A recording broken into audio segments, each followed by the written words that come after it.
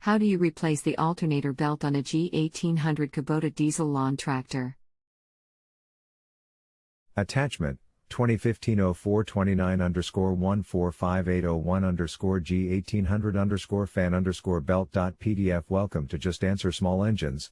Let me try to help you. I don't have a manual for replacement, and don't know what detail you require. But the alternator has the adjusting strap on top, that has to be loosened to get the slack needed in the belt, to get off the 3 pulleys. The crankshaft adapter has 3 bolts that need to be removed to allow the belt to slip through, then bolts replaced. The belt has to be threaded over the fan, then on the crankshaft pulley, the water pump pulley and the alternator pulley, then the alternator is the tightening point.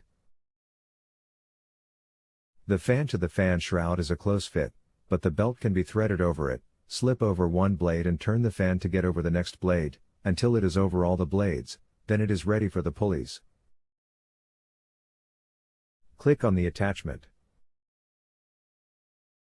If you have a home improvement or appliance question and want to chat with an expert now, visit justanswer.com/YTHI.